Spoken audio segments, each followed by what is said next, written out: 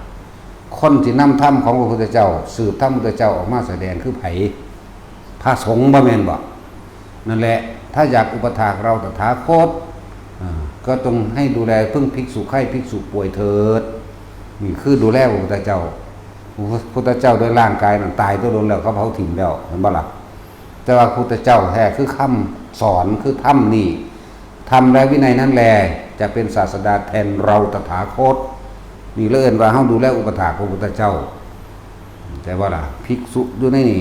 พระสงฆ์เฮาอยู่ในนี่ทั้งเบิดแล้วเฮาดูแลตลอดเจ็บไข้ได้ป่วยยังก็ตามถ้าส่งโรงพยาบาลก็ดูแลจัดเวรยามซึ่งกันและกันเอาจนตายจากกันบ่แม่นแค่นี้ดูแลเบิดบ่ถึงบ่แม่นแค่ภิกษุไข้ภิกษุป่วยธรรมดาพวกแม่ซี่หรือคนที่เจ็บไข้ได้ป่วยอยู่นี่เฮาก็ดูแลคือกันนั่นแหละจังซั่นแหละค่าใช้จ่ายเสียมาทางใดถ้าบ่เงินและทองเนาะเอาแมงเบิดล่ะกูว่าจะขายได้นั่นแหละแม่ซี่อยู่นี่ก็มีแต่ผู้เรื่องมากสำหรับนี้มีแต่ผู้ประสาทพร้อมมันหนีเขี้ยวแล่นไปหันแล่นไปนี่ตลอดเอาโลดเนาะโอ้ยแล่นไปตลาดตะลี่จักอีหยังล่ะโรคประสาท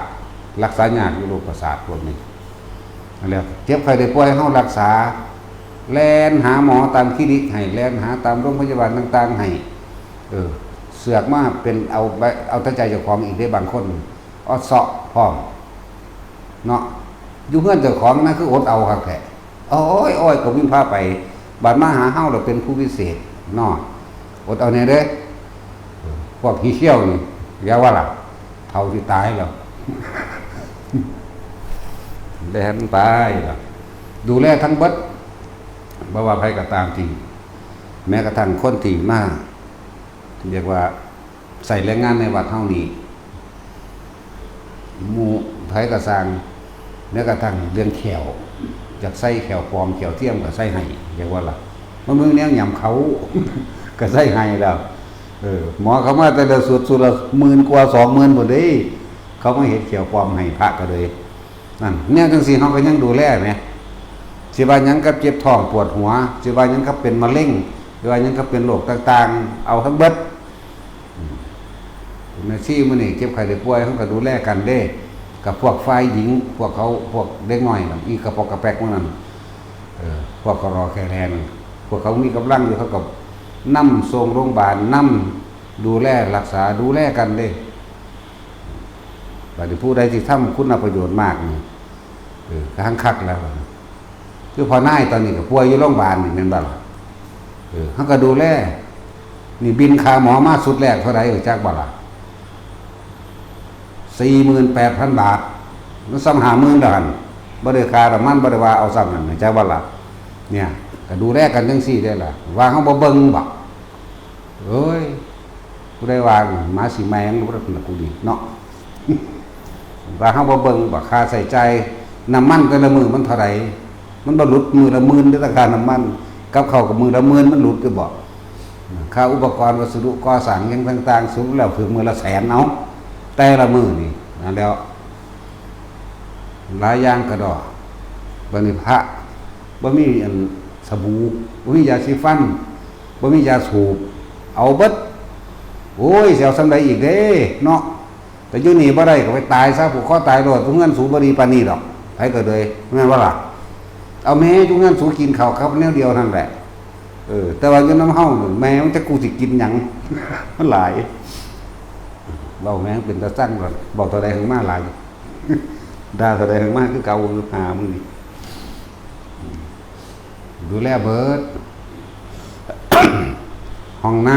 ำอยากได้ชักโครกเอาให้อยากได้แบบกดเอาหาให้อยากได้แบบยองเอาแมง2อันเลยเฮ็ดมันถึกดากมันคักๆมันเกิดอ่ะหรือมันสินอนไทยเอาก็ได้เนาะเฮ็ดให้ถึกใจปานนั้นได้เลยนี่ปานนั้นยังมาว่าให้กูอยู่โอ้ย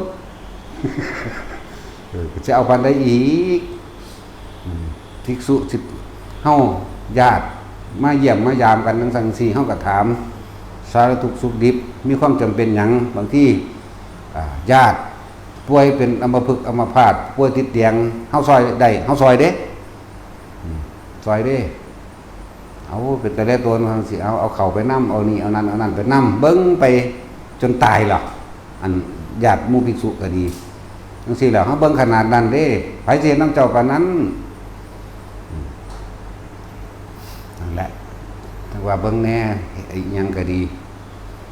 ราคาไฟก็เดือนละ50,000ละเจ้าเอ้ยลองเบิ่งแน่เนาะค่าไฟค่าเน็ต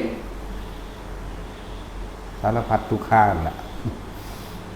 นั่นผ่าน้ำไม้ก็ได้ซื้อให้ติพอผ่าน้ำไม้น่ะส่งมาอีกไงเด้อสูมันเบิด ไปบินบาทเขาก็บ่ใส่บาทให้มึงนี่ซื้อมาแน่มันยากกูคือเก่าแหละผ่าน้ำไม้ก็เลยยินว่าล่ะพวกเรียกออกหีนี่พวกหีเขี้ยวกับเขี้ยวไปเนาะสายน้ำไม้ก็เอามาปีนั้นส่งมาหลายเติบอยู่เด้ เขาก็ระวังยาสูบ น้ำไม้มันเป็นกองเนาะเขาก็ใส่กองบีบมาเขาก็ระวังส่งยาสูบไม่เฮาหูยเอาไปไว้ถึงหัวนอนบนหน้ามึง ระวังยาสูบกองนี่มันเบิดแล้วไปดึงออกมายาสูบกูก็พี่จะสูบเอามาว่าที่ดึงออกมาแล้วมันอย่างคือว่ารอเลยว่าซั่นมีปีกฉบับใครกลางคืนมันบ่แม่นได้ดิว่าสูบอ่ะ มีวัดยังเกิดเลยเฮาก็วันจะสูบเนาะถึงสูบยาเสพเลยนั่นแล้วบางทีก็มีตรวจฟังกันส่งมาผ้าอนามัยเอาแบบทั้งกลางวันและกลางคืนเลยมันถึกใจมีปีกและไม่มีปีกพร้อมเด้อใส่บ่เป็นสิสอนให้ แล้วเสียวปานใดอีกแต่ว่ากุฏิแต่ละหลังห้องน้ำไม่โตเบิด พัดลมก็ไว้มันเสื่องเอาไว้ห้องละ2 โต 3 โตบอกเนาะสั้นแล้วไปเอาบันไดเด้อยู่กลางให้เป็นที่สุขสบายกับฝึกหัดปฏิบัติเอาตัวเพิ่นเฮ็ดให้เบิดซุแนวล่ะเจ็บไข้ได้ป่วย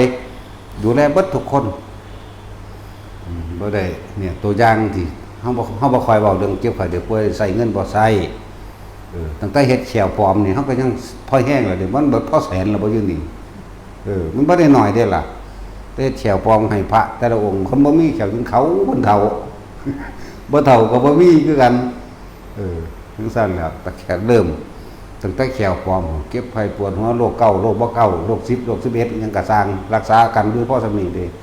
อยู่นำกันก็พึ่งพาอาศัยกันสามัคคีกันโลกนี้สิ่งที่ประเสริฐสูงสุดคือความเมตตาต่อกันนี่เด้อยู่นำกันตัวนี้เด้อยู่นำกันไปแค่รอมันตายดึงเด้บ่ได้ไปมีหยังมากเด้นั่นแหละพวกเขาอีแหลมจันทร์พวกเขาอีปุ่งอีปิ่งหยังแน่ล่ะอีเกียร์ดังดีนั่นแหละอีซิงวิ่งมันเฮ็ดนำคนธรรมดาบ่เขาเสียสละเด้นั่นน่ะก็เพื่อตัวเขาเองนั่นแหละแต่เอาผู้ใดเฮ็ดหยังก็แล้วแต่ล้วนแล้วแต่สะท้อนกลับคืนหาตนเองเบิดเด้อเฮานี่เฮาเฮ็ดบ่เอาเฮาเฮ็ดบ่เอา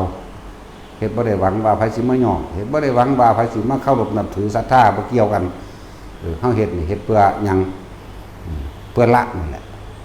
ละความยึดมั่นถือมั่นของตนเองเฮาบ่ได้มาเฮ็ดเพื่อเอาเงินไผเฮาได้รับได้ทั้งดอกไม้และก้อนหินอยู่แล้วเรียกว่าคนด่าได้มันหลายกว่าคนอันบาสาธุนั่นเนาะได้ก็สั่งแมงแล้วสาคนนั่นแหละเฮ็ดบ่ทุกอย่างเพื่อให้ความสะดวกสบายกับทุกคนที่ต้องการทำที่ต้องการฝึกหัดตนเองเด้มันก็ได้แต่แค่แนะนึงอาหารอยู่นี่ก็อุดมสมบูรณ์ดีเนาะบ่ได้แม่นอาหารปลาเถื่อนเด้อาหารทะเลเฮาก็มีทุกอย่างอะโลดอันยังอีอ้วนน่ะอีอันลุงซีฟู้ดนั่นน่ะมันก็ส่งมาที่ละ10 กล่อง11 12 13 กล่องหมดตัวนั่นบ่ล่ะแล้วก็เจ๊ดาวประสาทอีกผู้นึงส่งหมูคุณไก่ไว้อีกเจ๊ดาวประสาทแล้วก็บริษัทในเครือข่ายของเพิ่นอีกอย่างแน่ละ4 พี่เพิ่นอีกแน่แหละได้รับการสนับสนุนจากพวกนี้เช่นเจ้าภาพใหญ่หลักที่ดูแลร้านอาหารแน่เจดาวประสาท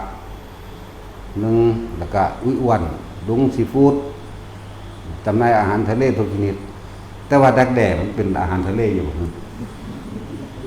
มันคือมีดักแด่มานำมันเกิดในทะเลบ่เขาลากอ้วนบ่เนาะว่าจังได๋ก็มันก็มีดักแด่เนาะดักแด่นี่เกิดในทะเลบ่อีอันนี้วะบ่แม่นนะเนาะจังแล้วเดี๋ยวเขาก็เฮ็ดเพื่อจะลงพุทธศาสนาเขาก็ต้องส่งเสริมสนับสนุนหมู่ภิกษุนักบวชนี่เฮาสมควรแก่ทำขนาดไหนเด้อเฮาบวชเข้ามาแล้วนั่นแหละจังว่าจังน้อยๆแม่นบ่ต้องบรรลุหยังก็ได้ขอให้ภิกษุแต่ละองค์ทรงชาตินี่มันเป็นอย่าให้ตกข้างอย่าให้ท่านของเขาตกข้างในตนเองไปบิณฑบาต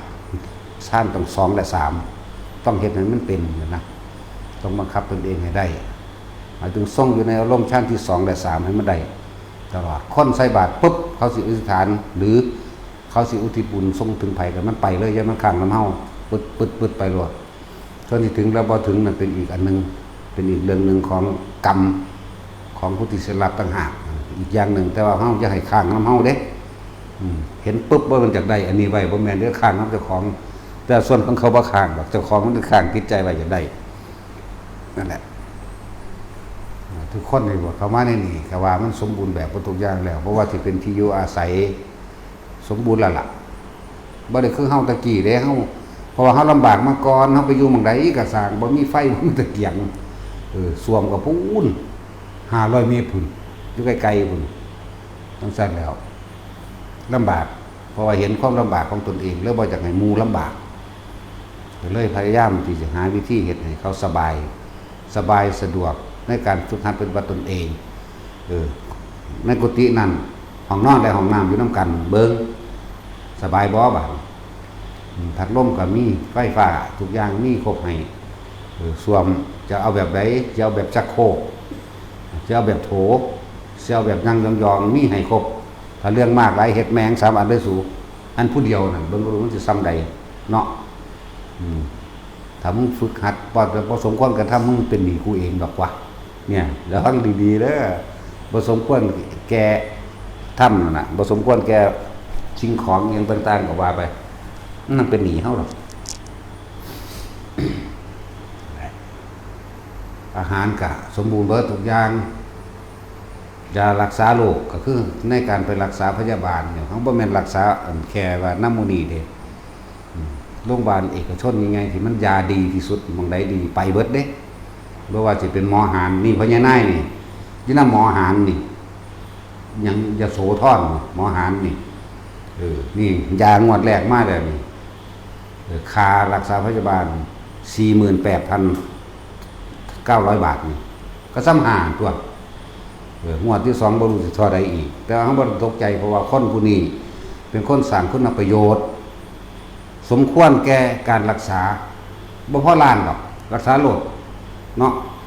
จังนั้นก็ตายเท่านั้นแหละโอ้ยก็เบิ่งกันไปซ้ำตายอย่างน้องสิไปมีหามหยังบ่พอล้านย้อนดอก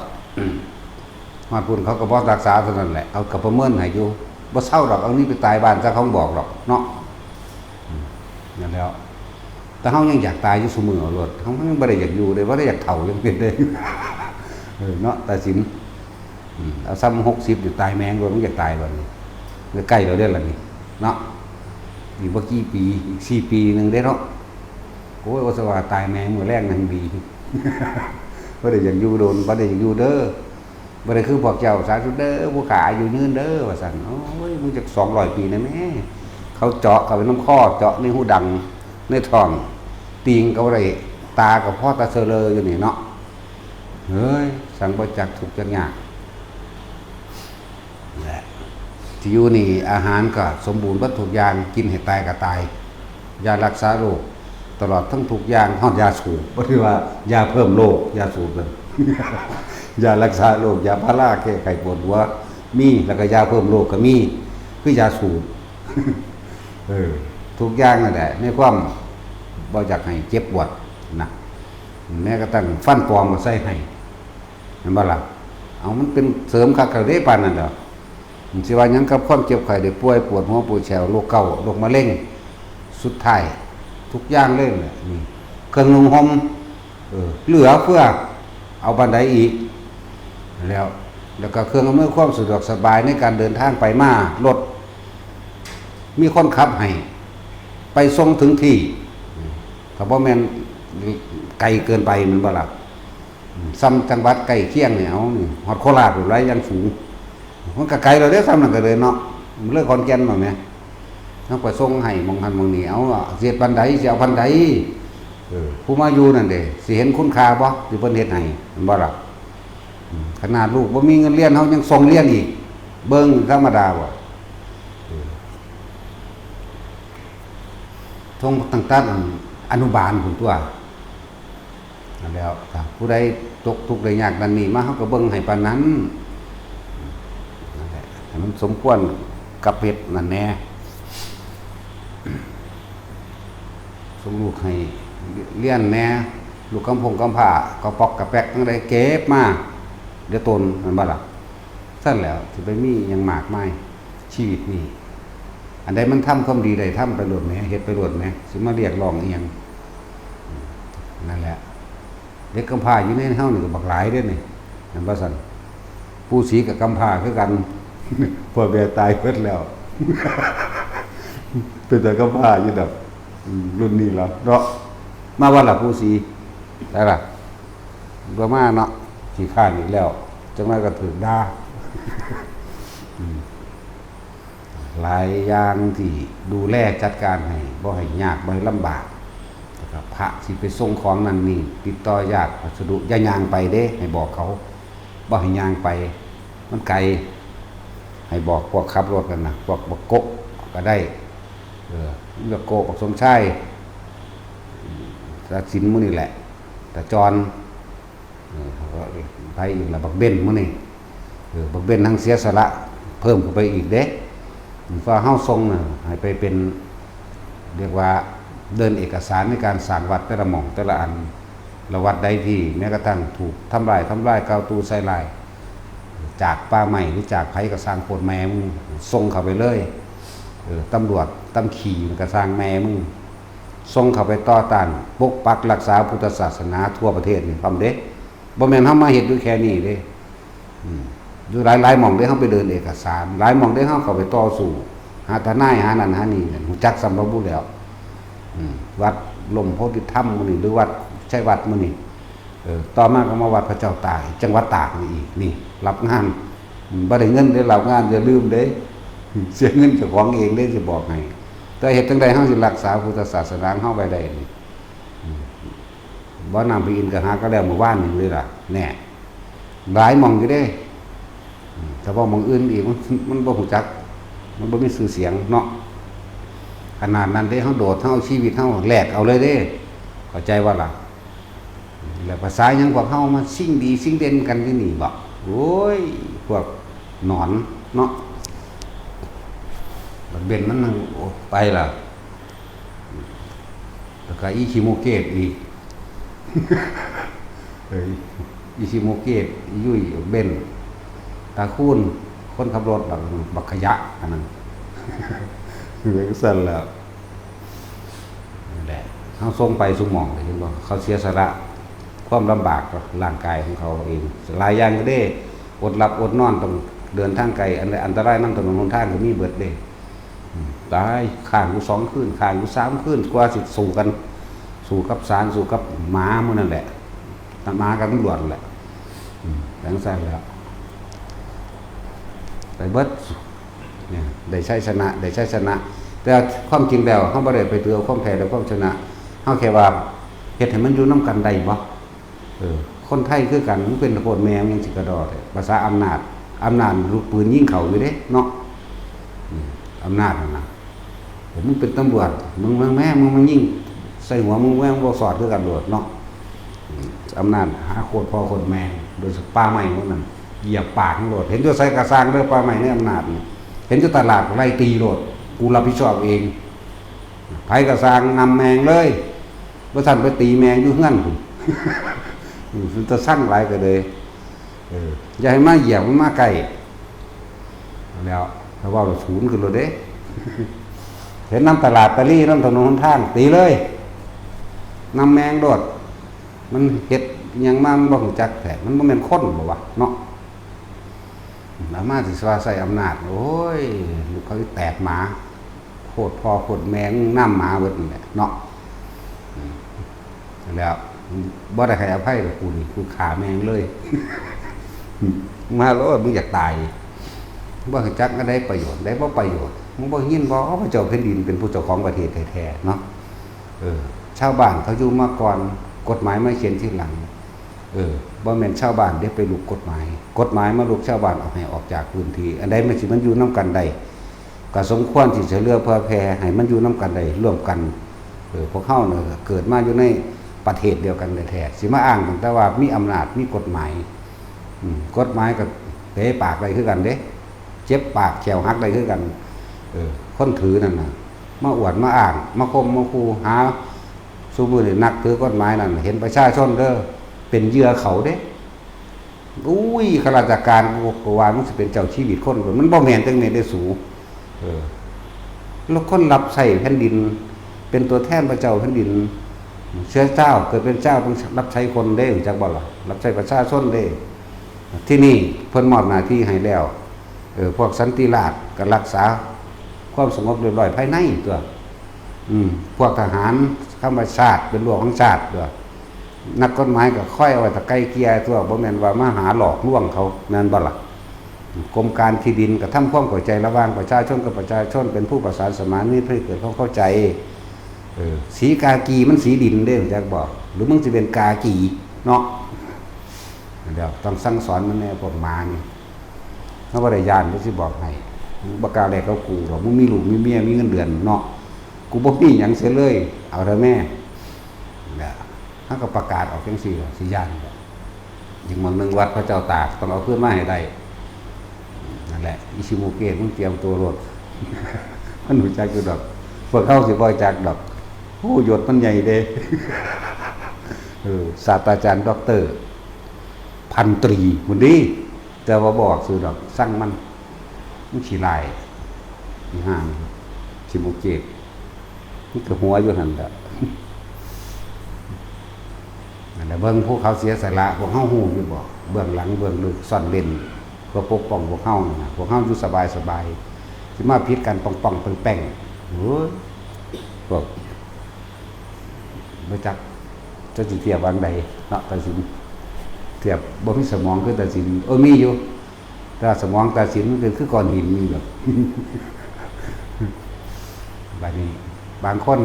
แต่เฮาว่าให้จังซั่นมันสิเครียดเด้แม่นบ่มันแปลกประหลาดอยู่เด้อยากอายคนว่าซั่นเอาคือบ่ยอมรับความจริงถ้าบ่ยอมรับความจริงก็สิได้ความจริงเจ้าสิเข้าถึงธรรมบ่เจ้าสิคึงจักบ่ว่าเจ้ากำลังยึดหยังเจ้าเครียดนี่แม่นบ่ก็บอกตัวเครียดรักไอ้ไปผูกคอตายอยู่แต่จะอายคนหรือเขียนจดหมายบอกเข้าไว้พร้อมกูเครียดกูสั่งมึงแล้วไปผูกคอตายเนาะแต่จริงแล้วมันหยาบมึนหนาคักเราเด้ เกินเชียนเลยผมสมชายเอาแต่บอกว่ามีสมองเหมือนเนาะสมชายแน่บอกว่ามีสมองพวกมันดีเราด้วยเวลาหาดางสิจะว่ารู้หลายอยากอายคนมันสิอยากอายหามอย่างก็ให้มาเบิ่งตนโอ้กูดิกำลังยึดเรื่องใดถ้าครูบาอาจารย์สอนบ่ได้บอกบ่ได้ไผสิสอนสู่ใดเห็นบ่ขนาดนั้นตัวเบิ่งเอาตรงนั้นตัวเพิ่นบ่ได้ย่องไผอยู่แล้วบ่ว่าครูบาอาจารย์องค์ใดก็ตามคำสรรเสริญจะย่อเป็นดุจดังยาพิษเด้อผู้ใดย่องลูกศิษย์กันนะอันนั้นมันเป็นบาปเพิ่นบ่ย่องกันแล้วกันนานี่ก็ด่าขนาดพระพุทธเจ้าเราจะไม่ทำอย่างทนุถนอมกับพวกเธอจังบอก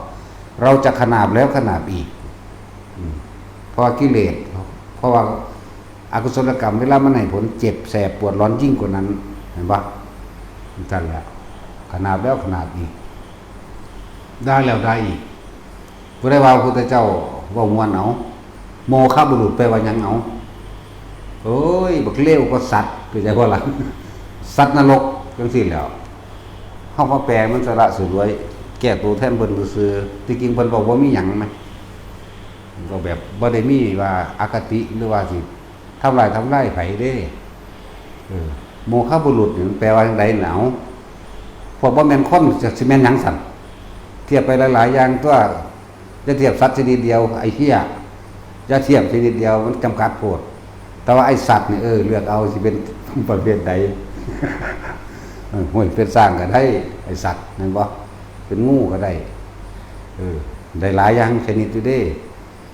ที่เป็นสัตว์นรกก็เป็นที่เป็นเปรตก็เป็นกับสัตว์เหมือนกันนั่นแหละพูดถึงว่าหลายๆอย่างที่พวกเฮาบ่รู้ในบริเวณเฮาเป็นหยังเฮารักษาดูแลกันภิกษุไข้ภิกษุป่วยเฮาดูแลดุจดังว่าอุปถากพระศาสดาเข้าใจบ่ล่ะบัดนี้ตั้งแต่แขวปลอมเขายังใส่ให้เนาะถ้าพวกพระองค์ใดว่าท่านได้ใส่ฐานยันมูเอาเปรียบกลับมาตีป่าวิแขวหักเราไปใส่บัดนี้เราตัดสินอิจฉาเขาว่าเห็นเขาได้ใส่แขวปลอมมาเลาะฟันมันออกแล้วสูแล้วไปใส่บัดนี้จังซั่นเด้อนั่นแหละขนาดแขวปลอมเฮาก็ยังหาใส่ให้อันนั้นอันนี้บ่มีหาให้เด้ยาโรคเก่าโรคซิปิหมู่นี้หาให้โรงพยาบาลใดมันดีไปดูแลกันไปเบิ่งกันไปจังสะดวกเลยบ่มันไทยธรรมดาไปเลื่อยขุนนางเด้มีคนขับรถให้เนาะไปเลือกเอาหม่องใดสิไปโรงพยาบาลใดเฮ็ดให้นั่นแหละบ่แม่นเจ้านายที่สิบอกให้แต่ว่าเฮาต้องสมควรเห็นแก่ตัวเองโอ้เก่งอกเก่งใจจังซั่นสิกูปฏิบัติธรรมขนาดใดเนาะอยู่กับเพิ่นนั่นบ่มันคุ้มค่าบ่ดิตัวเฮาก็น้อมเข้ามาสำนึกสำเนียกเข้ามาในตนเองมีหิริโอตปะก็มากนั่นแหละผมแม่ซี่มีเขี้ยวนี่คันคักถ้าเขาเที่ยวออกไปยังกระดอกกระเดียเดี๋ยวเฮาเฮ็ดรถแล้วจันเป็นรถส่วนตัวมึง จะแล้วรถคันนี้สำหรับแม่ขี่หีเขียว เด้อเขียนสู้ไปสกินติดไว้อีหลีเด้กูเอาจริงๆเด้นี่แม่ชีหีเขียววงเล็บตาเข่งไปคือมันแย่งกันไปดีไรถ้ารถบ่เต็มจะออกมันเสียค่าเที่ยวตั้งสั่นแล้วคือมักไปพอได้ไปพอเห็นน้ำดอกทางเดาถือเด้เนาะผู้หนึ่งอยากเอาอย่างนึงผู้หนึ่งอยากเอาอย่างนึงเขาบอกว่าถ่ายนี่เด้อไปพร้อมกันมาพร้อมกันจึงไปถ่ายกันไปเดินน้ำกันสอดเราแสดงไปต้นจะฟ้องได้พวกนี้เนาะเอ้ยขนาดมิ้นเบิดเราได้ดิรุ่นนั่นแหละรุ่นเท่าๆนั่นแหละแล้วต้องได้เนี่ยจังหน่อยดื้อหายอยู่เตะเสะอยู่คนอยู่เลยเนาะตัดสินแล้วปฏิบัติสมควรแก่ขอบัตรปฏิบัติเด้อมูภิกษุทรงบวชเข้ามาแล้วเขาบ่ได้ให้ญาตินำพิธีบ่มีพิธีบวชแบบโบราณเลยใครตัวบ่แบบคือว่าล่ะสมัยพุทธเจ้ายังอยู่การบวชสมัยตะกี้สั้นๆง่ายๆนึงเด้แต่ว่าคนตะกี้คนมีสัจจะเด้พุทธังธัมมังสังฆังสนังคัจฉามิบวชเลยนั่นตอนนั้นนึงเด้แต่ว่าทำผิดกับทำผิดยอมรับทันทีเด้เวลาเธอทำอย่างนั้นจริงหรือไม่จริงพระเจ้าข้าเลยเด้บ่ได้เป็นบายเบียงออกมาว่าหาวิธีว่าจะของถูกเด้เขาเจ้าเป็นคนมีสัจจะเด้นั่นแหละเขาเจ้าได้ทำเร็วได้พ้นออกจากความยึดมั่นถือมั่นได้เร็วพอเขาเจ้ายอมรับเจ้าของเธอกล่าวตูใส่ร้ายจิตตะขมบุรีอย่างนั้นจริงหรือไม่จริงพระเจ้าข้านั่นโมฆะบุรุษขึ้นเราได้นั่นก็เลยโอ้ยเขาว่าโมฆะบุรุษเทียบได้ยังก็ได้เด้นั่นบ้าสันคือเฮาด่าจังพูดแล้ว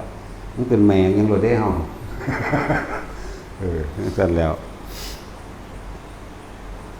นั่นแหละหลายอย่างที่เฮาบ่ฮู้จักว่ามีความเป็นมาใดๆในสถานที่ของเฮาเองเจ็บไข้ได้ป่วยก็ดูแลเบิดทั้งคนวัดคนที่ทำงานให้กับสาธารณะนะสาธารณะกุศลเด่นคือพอนายป่วยจังซี่เฮาก็หลายๆคนก็ป่วยมาแล้วแหละก็ดูแลทั้งเบิดนั่นแหละจังซั่นแต่ว่าพอนายมันเป็นเริ่มต้นแรกเฮ็ดว่าท่านได้เศร้าจักเทื่ออยู่เท่าเดิมนี้เท่าเดิมนี้บ่สิให้พักก็บ่พักจังซั่นแล้วคนมันก็มาเพิ่มขึ้นใหญ่คำใดแล้วก็ปลูกต้นไม้แต่ก็จมมาใหญ่อันนี้โอ้ยบ่มีสมองนี่ก็เลยบอกแล้วบอกอีกว่าเฮ็ดให้เป็นท่านเฮ็ดให้สละออกแต่ก็มาจมมาเรียกร้องความสนใจหรือทำความดีแลกของอย่างสั้นแหละคนพวกนี้บ่ต่างกันดอกกับคนพวกนั้นพี่น้องกันว่าเขาบอกตรงๆเลยได้ใดก็ได้บ่ได้ก็สร้างเด้นั่นแหละบอกว่าให้เฮ็ดเป็นท่านจะไปตั้งความผู้นั้นผู้นี้เฮ็ดไปเจ้าของจังซี่ก็เอาอย่างนั้นพญานาคจังสบายเอาไปมากเลยพญานาคเลยวิปัสสนากว่าอีกเนาะขนาดเราบ่มาฟังธรรมเดี๋ยวนี้จังซั่นล่ะยังมาอ่านความดีเจ้าของอยู่อ่านหาสแตกอย่างมันหลบตัวนั้นนั่นแหละจังซั่นแล้วฟังหยังบ่รู้เรื่องดอกพวกมันนี่บอกบ่จักบ่เข้าใจหนอนตาจินก็แล้วฟังดีๆกระดาษตาจินบ่จมบ่ปากแล้วสิเอามือเกาะปากสั่นอยู่นี่จักบ่นี่หลังจากขอมือลงไปอยู่นรกพุ่นเด้สิบอกให้แต่ปล่อยมือไปแล้วได้หลุดลงไปจังได๋ก็พุ่นแล้วนรกมันหลุมที่8มันมี8หลุมนึงเด้แต่ว่าเราสิไปอยู่หลุมที่16แล้วฟังดีๆอย่างนี้แหละวิธีฝึกวิธีสอนก็เป็นของที่ง่ายมากแต่ว่าพวกเฮาใส่ใจเอาตัวคำว่าสมาธินี่มันบ่แม่นทามันบ่ได้จำกัดว่าต้องยืนเท่านั้นต้องนั่งเท่านั้นต้องนอนเท่านั้นต้องเดินเท่านั้นจิตที่ตั้งมั่นตั้งเอาไว้ตรงไหนทางที่ตั้งแห่งจิตหลวงพ่อก็สอนอยู่ตลอดบ้างอันนี้จากกายเอาอานาปานสติแปลว่าเป็นผู้มีความรู้สึกอยู่กับลมหายใจเข้าออกโดยอาศัยกายเวทนาจิตธรรมเอาหลักเดียวเลยบ่สอนอย่างอื่นนี่ตอนนี้เอาอย่างเดียวเลยแล้วก็ว่านี่คำว่ากายเวทนาจิตธรรมหรือว่าคำว่าสมาธิภาวนานี่แล้วเฮาสิทำให้มันเกิดขึ้นตรงไหน ได้เอาลมหายใจนี่กับเอาความรู้สึกอยู่ในกายอันหนึ่งณจุดกลางหน้าผากสะก้อนนี่ให้อยู่แค่นี้ยืนก็เป็นสมาธิได้เพราะให้สังเกตความรู้สึกมันบ่มีหยังมากนะแค่รู้สึกตัวจากว่ารู้สึกอยู่กับลมเข้าออกก็ได้รู้สึกกับอาการนิ่มหน่วงอยู่ระหว่างกลางคิ้วหน้าผากหรือบนหัวก็ได้ทำกลางหน้าอกก็ได้ทำกลางท้องหรือมีความรู้สึกในตัวเองเท่านี้ยืนก็เป็นสมาธิเห็นป่ะเดินก็เป็นสมาธินั่งก็เป็นสมาธิยืนเดินนั่งนอนเป็นสมาธิกินข้าวกินน้ำอาบน้ำหรือทำการกิจกรรมการงานต่างๆเป็นสมาธิเบิดมันเป็นวิธีที่ง่ายเป็นวิธีที่เฮาสามารถเฮ็ดได้ทุกคนเลยบ่ว่าภิกษุนักบวชบ่ว่าสิเป็นคนธรรมดาทำการทำงานอยู่จังซั่นแหละว่านี้เฮามาเน้นภิกษุนักบวชกว่าเด้อเน้นพระเด้ยังว่าอยู่จะตกข้างเด้จะเป็นหนี้เขาเด้แต่ว่าเป็นหนี้จริงๆเด้ล่ะสิบอกให้บ่ได้เว้าเล่นเด้เว้าหัวอยู่หั่งจริงเว้าหัวเราะอยู่นั่นแหละอย่ามันตกข้างเฮ็ดไปภิกษุนักบวชก็คุยกันก็คุยโดยพระวินัยก็บ่แม่นว่าถึงขั้นว่าสิเอาชนะกันเข่งปานนั้นดอกเพื่อนั่นแหละมีอันใดบ่ให้คุยกันเรื่องโลกได้ลักษณะว่าอวดเก่งใส่กันบ่ผู้นึงเป็นนายร้อยผู้นึงเป็นนาย10บ่จะมาเว้าอันแนวนั้นตั้งแต่เขามาเถลิพ้นนั่นพ้นนี่ยังเฮาก็ยังด่าโลดถอดยศเบิดจังซั่นตัวเจ้าหัวโขนมาใส่กันเอาความจริงใจหวังพ้นทุกข์ไปนำกันหล่นหน้าเพราะว่าพวกเฮาเป็นเพื่อนแก่เจ็บตายเด้จังเพื่อนกันทั้งหมดเด้เพื่อนเกิดเพื่อนแก่เพื่อนเจ็บเพื่อนตายด้วยกันทั้งหมดทั้งสิ้นเด้สิ่งที่เจริญอันสูงสุดที่เป็นเครื่องปกครองคุ้มครองเราได้คือเมตตาเด้เมตตามันคือหยังรักตัวเองเสมอด้วยผู้อื่นรักผู้อื่นเสมอด้วยตนไม่มีความคิดในการทำร้ายเบียดเบียนซึ่งกันและกันให้เสียหายชีวิตและทรัพย์สินช่วยเหลือแบ่งปันซึ่งกันและกันไม่ว่าจะมีสิ่งใดได้มุทิตาแปลว่ายินดีร่วมกันในสิ่งที่ไม่ทำร้ายผู้อื่นบ่มีผลข้างเคียงในการทำร้ายผู้อื่นเสียชีวิตและทรัพย์สินเรียกว่ายินดีร่วมกันในการกระทำอันเป็นกองการกุศลไม่อิจฉาริษยาแล้วก็ลงใต้โดยอุเบกขาพร้อมเมื่อสิ่งใดสิ่งหนึ่งกระทบกระทั่งหรือได้สูญเสียสิ่งหนึ่ง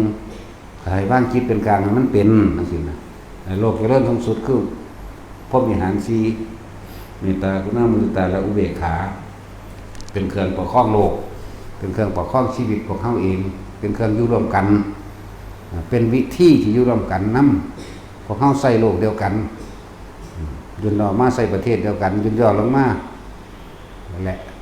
ร่วมแล้วกับใส่ชีวิตเดียวกันนั่นแหละถ้าผู้ใดสามารถทำความรู้สึกแบบนั้นได้ก็สบายตัวมันบ่หักไผมันบ่สร้างไผไหมเนาะอะไรจังสั้นแล้วถึงมันมีการเว้าการด่าการหลายๆแบบเพราะว่าบุคคลผู้นั้นบ่รู้จักอันใดเป็นโทษบ่รู้จักสิ่งใดเป็นโทษสิ่งใดเป็นประโยชน์โทษหรือประโยชน์แบบใดบ่รู้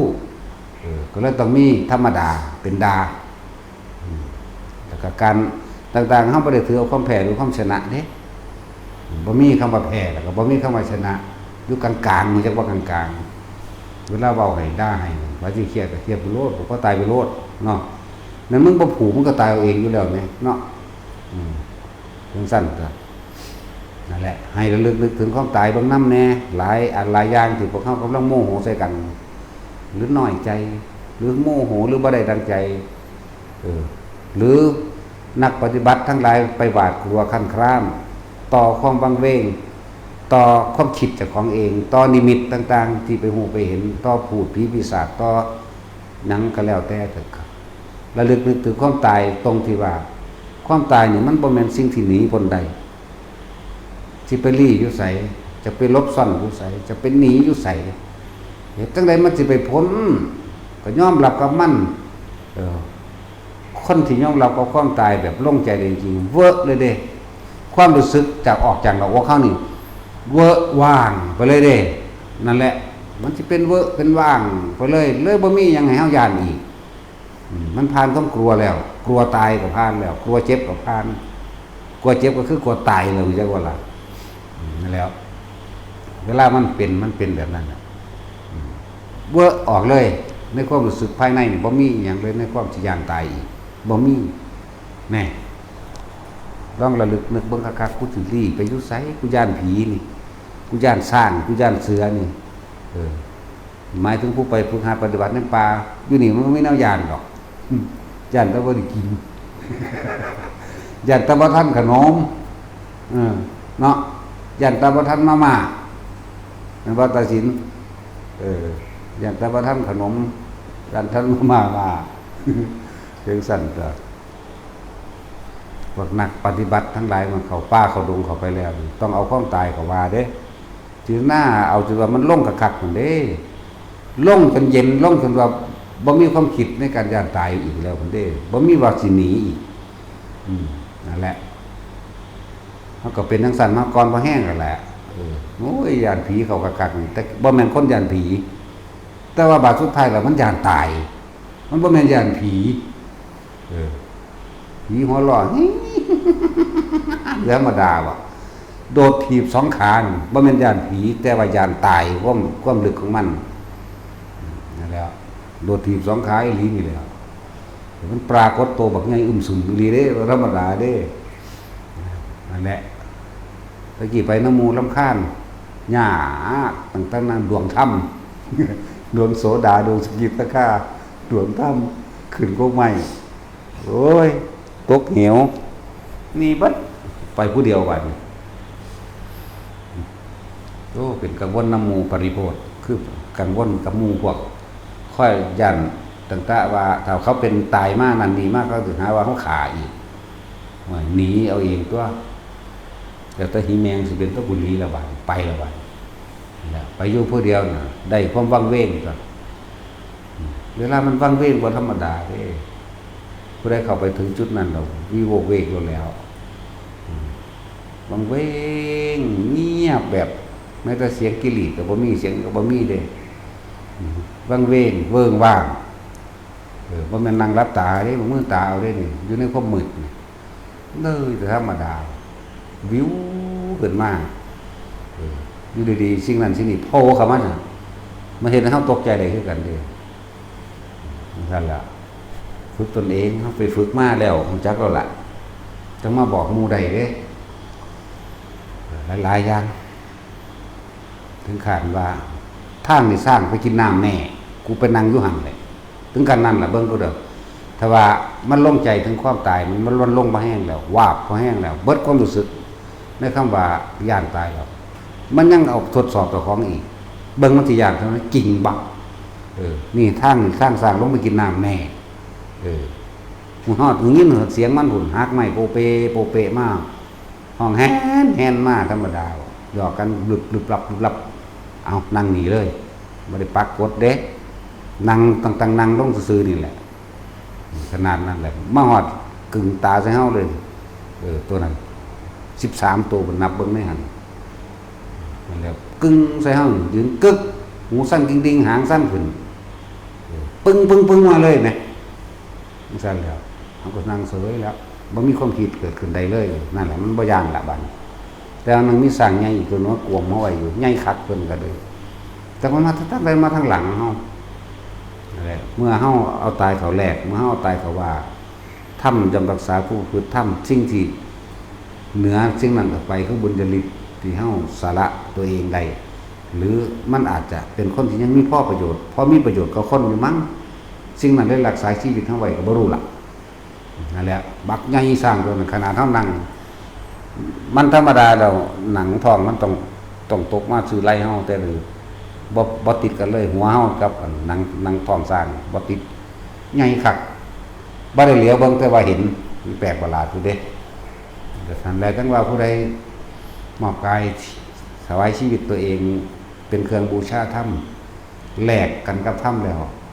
เอาหน้ามันต้องสิเห็นดอกบ่แม่นเว้าเอาเด้บ่แม่นกูเว้าเอาซื่อๆเด้มันต้องเป็นไปตามความรู้สึกแล้วเป็นของจริงพร้อมเด้ได้แน่นอนบ่มันเฮ็ดหลายเทื่อแล้วล่ะอันนั้นสิเฮ็ดนั่นหรือไปหลงป่าหลงแดนมาจังซี่เอ้ามันบ่ตายหรอกหน้ามันต้องมีผู้มาส่งดอกบ่มาส่งก็สร้างแม่มันนะก็ของมันลงความตายแล้วจักบ่ล่ะกูหังอยากตายแล้วก็ธรรมดาบ่มาซอยกูแม่งหยังหมุนตัวหามาหังมีพร้อมมันด่าพร้อมเด้บ่ธรรมดาเด้เจ้าไผละมัก น่าจับดูความค่ำเอายังมาเกิดมีกำลังขึ้นเฉยก็ไม่มีมีแห้งขึ้นมาแล้วมึงมาซอยกูแม่ยังคนเดียวมันก็ได้ว่าสิอยากอยู่เด้ยังนี่ก็มีเด้จับเงินไผแล้วไผก็สร้างแมงด้วยดาเราเอาแล้วหลายแบบนั่นแหละถ้ามันเลยตัวนั้นไปแล้วมันมีปัญหาดอกไปทั้งใดก็สร้างเมื่อเฮาปราศจากความกลัวนี่คำว่ากลัวนี่ลงสุดท้ายก็ลงตายเลยจักบ่ล่ะลงสุดท้ายก็ลงตายไม่ใช่กลัวผีไม่ใช่กลัวสัตว์ร้ายบ่แม่นกลัวอย่างกลัวตายมันลงกระแทกบัดนี้ใครกลัวละเพียนหน้าแล้วมันบ่ไม่แนวหนีได้นั่นเฮาไปรีอยู่ที่ไร่ฐานพระพุทธเจ้ามันสิเข้าไปในผาจีวรของพระพุทธเจ้าก็สร้างเลยตายคือเก่ามั้ยนี่มันลงคักนี่ดีแหละหลายอย่างผู้ใดผ่านความตายบ่ได้ต่อมาก็อุปสมานุสติแม้ว่าสิ่งใดสิ่งหนึ่งที่มันเกิดขึ้นกระทบกระทั่งมันก็ว่าวันไหวมันตัวมันเลยตายไปแล้วนี่นั่นล่ะเพิ่นจึงมีเริ่มตัวแรกคือเฮาพิจารณาระลึกนี่พุทธานุสติเห็นบ่ระลึกถึงคุณงามความดีที่พระเจ้าบำเพ็ญมาธรรมานุสติเพื่อได้ธรรมได้ความจริงอริยสัจมาสอนเฮาสังขานุสติระลึกถึงพระสงฆ์องค์เจ้าผู้ทรงทำคำสอนพระเจ้ามาผู้ฝึกหัดปฏิบัติเป็นคติตัวอย่างเฮามาแล้วก็มาจาคานุสติความเสียสละต่างๆเฮาสมควรสิเสียสละนำจังว่านี้แล้วก็ยังศีลานุสตินึกถึงศีลเรียกว่าล่ะเทวตานุสติไหลไปเรื่อยจนถึงมรณานุสติบัดนี้หมายถึงความตายนี่ระลึกไปในอนุสติ10ได้นี่ตมากามาเป็นอุปสมานุสติหมายถึงนึกถึงพระนิพพานเป็นอารมณ์แต่เขาเจ้าแปลน่ะทับศัพท์มาว่านึกถึงพระนิพพานเป็นอารมณ์ห้าสิแปลโดยลำดับอุปสมาอุปสรรคทั้งหลายใดๆที่เกิดขึ้นในระหว่างจิตที่ตั้งมั่นคือทำสมาธิได้แล้วไม่หวั่นไหวจิตนั้นขึ้นชื่อว่าเป็นจิตที่นิพพานก็เรื่อยว่าเรื่อยถึงพระนิพพานเป็นอารมณ์นั่นแหละเฮาก็ฝึกของเฮาไปเรื่อยนั่นเป็นแค่คำสอนเด้ประสบการณ์จริงๆแล้วมันต้องเข้าไปถึงไปเผชิญด้วยตนเองเลยนะบางที่ไปตักน้ำเอากาไปตักน้ำที่มันต้มอันหัวหนาดโปโวอยู่ก็มีเด้งูไม่งอนแต่ว่ามันตัวใหญ่สำคัญตัวอยู่โปโวอยู่ในน้ำแต่ว่าบ่ได้โผล่ขึ้นมาเด้แต่อยู่ในน้ำนะศูนย์ที่โดดถีบเลยในน้ำเลยมันบ่ย่านขนาดนั้นเด้มันเป็นแมงยังกูตื่นโดดลงถีบน้ำในน้ำมันแหละก็บ่มีหยังแต่คนเลื่อยตายไปแล้วมันบ่ได้ย่างตายแล้วมันเห็นทุกอย่างนั่นแหละเป็นสั่นหลายแบบเล็กๆน้อยๆก็มันฟังเขาจะรู้ก็ไปเฮ็ดเอาเองไปเป็นเอาเองเนาะให้ตัดสินไปแล้วซาดคนโอ้ยตั้งแต่ถุงยางกับยางเนาะพี่สอบปุ๋ยเนี่ยตัดสินแล้วยางพี่ก็คอพี่ต้นข้อถุงปุ๋ยเขาสะบานปุ๋ยแล้วเขาไปซุบไว้แต่ว่าวันนี้ลมมันเลยพัดขึ้นมาทั้งแลนหมูหลูคนอย่าผีเรื่องสั่นตัวย่านผีหรือย่านหยังก็แล้วแต่ล่งย่านตายเนี่ยบ่ล่ะแต่ว่าพวกเขาก็คิดหลายๆอย่างเขามาเทียบกับของนี่เด้ออยู่ที่นี่น่ะสะดวกสบายเบิดทุกอย่างบ่สบายแต่บ่มีเน็ตเนาะตาค่อนนี่มองนี่ว่าแต่แจกปานใดมื้อนึงเน็ตบ่ทั่วถึงมันแพงให้แล้วก็ใหญ่นี่จังใหญ่เพราะว่าหยังใหญ่เพราะว่าบ่มีเน็ตโอ้ยมึงสิไปตายจังได๋ก็ไปโลสิตายภาคว่าบ่มีเน็ตมั้ยยากมั้ยใหญ่3กุฏิ4กุฏิมั้ยยากหลายมันหนีซะทั้งตัวบาทนี่ยากนำยากบ่มีเน็ตมันมาเล่น มันมาเล่นโทรศัพท์จังซี่ก็มีเด้แล้วเราบ่ได้คิดถึงหลายๆอย่างที่เขาสนับสนุนเนาะมึงก็เป็นหนี้เข้าไปกับทางไม่ได้กูเป็นไปแล้วกันนี่แหละทุกอย่างที่เขาสละมาเขาก็หวังค้นสืบทอดศาสนาหรือหวังนำธรรมคำสอนของพระเจ้าออกเผยแผ่ต่อไปแล้วก็มู่ภิกษุสงฆ์เฮาบัดนี้มันคงในหลักธรรมอย่างเดียวเด้จะไปตามใจคนเด้ เฮาบวชกับไผแบบนี้โดยทำวินัยทั้งบวชกับพระพุทธเจ้าเด้บ่แม่นบวชมาเป็นขี้ขาคนเด้จักบ่ล่ะพวกเฮ็ดน้ำข้นขี้ขาคนเบิดแหละบ่ได้บวชพระพุทธเจ้าดอกพวกเฮ็ดน้ำกฎหมายพร้อมถ้าอันใดมันบ่ผิดพระวินัยบ่ว่าแต่ว่าถ้าได้มันผิดแต่ว่ากฎหมายเว้นี่โอ้ยกูบ่นับถือมึงก็แล้วกันนะพระพุทธเจ้าบ่ได้แต่งตั้ง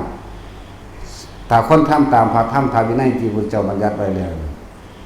รับรองบ่ฟิวก็แล้วกันนะแน่นปิ๊กปานลูกแก้วเห็นบ่ล่ะมันบ่อาจสามารถไปทำผิดกฎหมายได้ดอกมีแต่พวกเจ้าไปดึงเขาเข้ามาเองเนาะนั่นแหละเฮ็ดไปหมู่พระสงฆ์เฮาบ่ว่าสิอยู่ไสองค์ใดก็ตามมันเป็นสงฆ์เดียวกันเบิดนั่นแหละจะไปเฮ็ดน้ำกิเลสตัณหาคนทางบ้านหลายก็ตัณหาเจ้าของนำเพราะว่าเจ้าของบ่รู้เริ่มต้นแรกก็พากันฝึกหัดและศึกษาเอาเองพระไตรปิฎกมีทุกวัดแม่นบ่ก็อาศัยตัวนั้นแหละเป็นเครื่องนำเป็นครูสอนไปเลยศึกษารู้แจ้งนี่แล้วก็พยายามฝึกตามมันก็อธิบายขยายความให้กับชาวบ้านเขาฟังก็เป็นธรรมดาตอนที่แรกเขาก็บ่พอใจเป็นธรรมดาเพราะว่าเขาบ่รู้แม่เนาะเพราะฉะนั้นว่าภิกษุสงฆ์ต้องเอาความจริงออกมาแนะนำเด้เฮาเป็นผู้นำทางจิตวิญญาณเด้เป็นผู้นำความถูกต้องออกมาเด้แล้วก็เป็นผู้เสียสละเด้แต่พระบ่เสียสละไผสิเสียสละได้เด้ชาวบ้านมีลูกมีผัวมีเมียมันจะเอาหยังมาเสียสละแม่นบ่มันก็เฮ็ดเพื่อครอบครัวมันนึงเด้ล่ะพระนี่แปลว่าผู้เสียสละออกแล้วเด้นั่นแหละเสียสละต่างๆดังนี้ก็ฝึกเมื่อศึกษาข้อวัดปฏิบัติได้แล้วก็ฝึกษาเบิ่งอารมณ์ของตนได้แล้วแม้นบ่ทันได้บรรลุหรือหยังก็แล้วแต่บรรลุหรือบ่บรรลุก็ตามต้องเอาหลักธรรมหรือมันเป็นไงเอาธรรมเป็นไงเท่านั้นอย่าเอาคนเป็นไงบ่แม่นไปพิมพ์ซ่องแลนหากฐินผ้าป่ากับเขาเห็นบ่แล้วหลายอย่างบ่แม่นไปหาขอพระอยู่หั่นอยู่นี่มาอยู่มันครบองค์กฐินเฮาบ่ได้บวชมาเอากฐินเฮาบ่ได้บวชมาเอาผ้าป่าสำนึกสำเนียกออกมาเฮาบ่ได้ว่าสิมาหาเงินหาทองอีหยังนั่นแหละให้เอาตัวนี้ตั้งไว้ถ้าเฮาบ่มาหาเงินหาทองบ่ได้มาหาสื่อหาเสียงแล้วเว้าหยังขึ้นชาวบ้านเว้าหยังขึ้นคนเว้าหยังขึ้นเอาพระธรรมชี้แจงให้เขาเจ้าเข้าใจก็แต่บ่เข้าใจแล้วก็บ่ต้องอธิบายอีกโตไผตัวมันโลดแล้วถ้าสร้างหีแหมงโลดมันเงิดแหละตัวเองก็ฝึกตัวเองฝนตัวเองไปเรื่อยตัวสุดท้ายแล้วมันก็สิตายอยู่แล้วมันคือว่าตายก่อนได้ทำเนาะมันต้องตายมันก่อนได้ทำเลยไงแต่ถึงความจริงนะละลายหม่องโพดที่ผ้าเฮ็ดไปตามชาวบ้านบ่ว่าสิผูกแขนบ่ว่าสิเป่าหัวบ่ว่าสิดูเลิกงามยามดีบ่ว่าสิเป็นหมอดูบอกเป็นบอกเลิกแต่งงานบอกหรือแนะนำคนเอากันบอกเป็นสังฆทิเศษเบิดแล้วจักบ่ล่ะก็สิเว้าลึกไปหาอันนั้นล่ะแนะนำขั้วนี้เอากันก็เป็นเด้อน่ะจักว่าล่ะนั่นแหละจังไปศึกษาเอาลึกๆภายในไปศึกษาเอาพวกนั้นต่อไปบวชก็มาทุกองค์เฮาสิเอาอริยวินัยให้อยู่แล้วอ่านศึกษาไว้คุ้มครองเจ้าของเองเด้ก็ต้องปกครองเจ้าของเองถ้าพวกเฮาบ่มีพระวินัยสิเอาหยังเว้ากันก็ต้องเอานั่นแหละเอาพระวินัยเว้ากันอย่าเอาความใหญ่ไผใหญ่มันเด้อบ่แม่นยุทธาบรรดาศักดิ์มาเว้ามันบ่มีแล้วโกนหัวออกแล้วจักว่าตัดหัวแล้วเดี๋ยววันนี้มันจังซั่นแล้วนั่นแหละเอาสวัสดีท่าน